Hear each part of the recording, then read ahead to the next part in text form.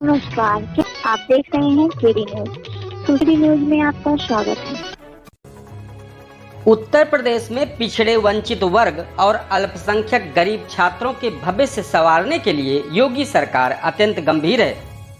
पिछले वर्गों एवं अल्पसंख्यक समुदाय के छात्रों के भविष्य संवारने के लिए जनपद में कई योजनाएं संचालित की जा रही हैं, जिसमें अल्पसंख्यक समुदाय की पुत्री की शादी के लिए अनुदान योजना भी शामिल है।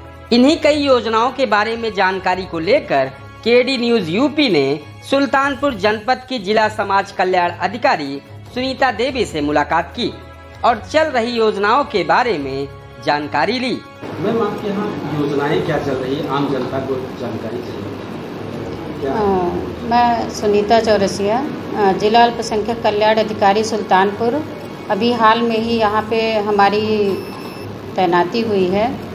अल्पसंख्यक विभाग में योजनाएं छात्रवृत्ति योजना संचालित हैं, जिसमें अल्पसंख्यक के लिए राज्य सरकार के द्वारा योजना संचालित है और भारत सरकार के द्वारा भी योजना संचालित है, जिसमें से राज्य सरकार के द्वारा पूर्व दशम छात्रवृत्ति, दशमोत्तर छात्रवृत्ति और शुल्क प्रतिपूर्ति योजना है, और भारत सरकार के द्वारा संचालित प्री मैट्रिक योजना, पोस्ट मैट्रिक योजना और मेरिट कम मीन्स योजना है। जिला समाज कल्याण अधिकारी सुनीता देवी ने आगे बताया कि जिले में अल्पसंख्यक कल्याण विभाग की कई योजनाएं चल रही हैं, जिनका लाभ अल्पसंख्यकों को मिल रहा है। शादी अनुदान से लेकर छात्रवृत्ति और अन्य योजनाओं का लाभ मुस्लिम, सिख, जैन और जैन धर्म से जुड़े छात्रों को मिल रहा है। उन्होंने कहा कि प्रदेश सरकार और केंद्र सरकार द्वारा अल्पसंख्यक समुदाय के कल्याण के लिए संचालित कल्याणकारी योजनाओं के बारे में अल्पसंख्यक समुदाय के लोगों को जागरूक भी किया जा रहा है। वर्तमान में प्रधानमंत्री जन विकास कार्यक्रम के तहत सद्भाव मंडप और राजकीय इंटर कॉलेज का निर्माण कार्य चल रहा है। अभी हाल ही में 17 अगस्त को सभी मदरसों के लिए एक मेला ऐप लॉन्च किया गया है, जिसमें जिले स्तर के सभी मदरसों को ट्रेनिंग दिलाई गई है। और इस समय वर्तमान में प्रधानमंत्री जन विकास कार्यक्रम के तहत इस समय सद्भाव मंडप और राजकीय इंटर कॉलेज का यहाँ पे ज़िले में निर्माण कार्य चल रहा है, और सेकंड किस्त के अभाव में अभी ये योजना बाधित है। सेकंड किस्त की डिमांड जिलाधिकारी महोदय के माध्यम से की गई है। शीघ्र ही धनराशि आवंटित होते ही कार्य को आरंभ कराया जाएगा।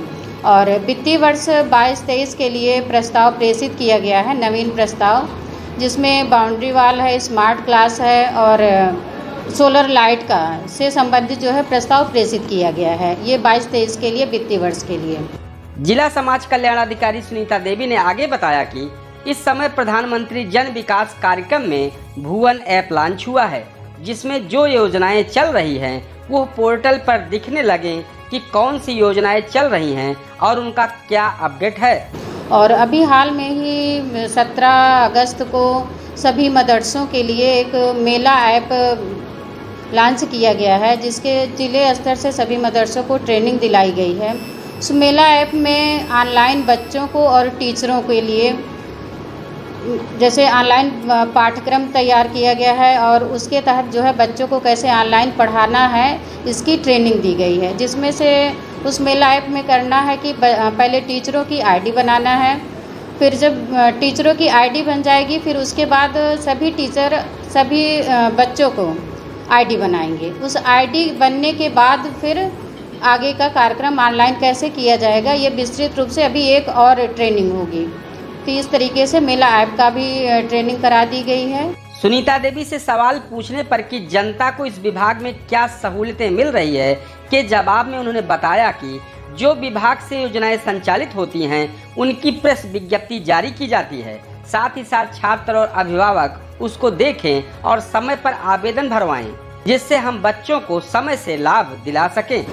इस समय प्रधानमंत्री जन विकास कार्यक्रम में भी एक भुवन ऐप लॉन्च हुआ है। भुवन ऐप में ये होना है कि जो हमारी योजनाएं चल रही हैं, जैसे सद्भाव मंडप और जो है राजकीय इंटर कॉलेज, उसे हमें जियो टैगिंग करना है और उस पोर्टल पे उसे जो है फीड करना है, तो जिससे एक पोर्टल पे भी जो है दिखने लगे कि कौन सी योजनाएं चल रही हैं और उसका क्या अपडेट है। इस तरीके से अल्पसंख्यक विभाग से योजनाएं संचालित हो रही हैं। जिला समाज कल्याण अधिकारी सुनीता देवी से मदरसों पर सरकार के सहयोग के सवाल पर उनका कहना था कि वर्तमान सरकार ने मदरसों पर काफी काम किया है। एनसीईआरटी की किताबें लागू की गई है और साथ ही आधुनिकीकरण योजना में धार्मिक शिक्षा के साथ साथ हिंदी, अंग्रेजी, गणित, सामाजिक विषय की शिक्षा भी मदरसों में शुरू की गई है, जिससे हम उन बच्चों को आज के समय के परिवेश में ला सकें। मैम, आम जनता को आप क्या कहना चाहिए, कौन सी ऐसी सहूलियत है जो आपके विभाग पे आई या आपके पास मिली?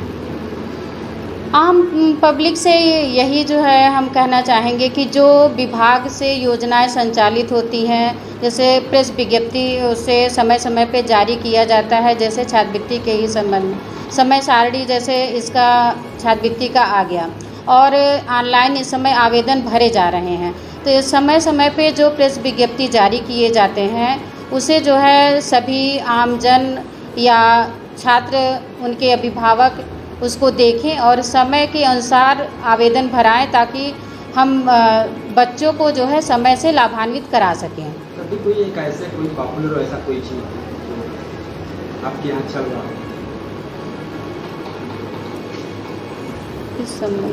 मैम, मदरसों पे कुछ कहना चाहिए? मदरसों के लिए इस सरकार ने काफ़ी काम किया है।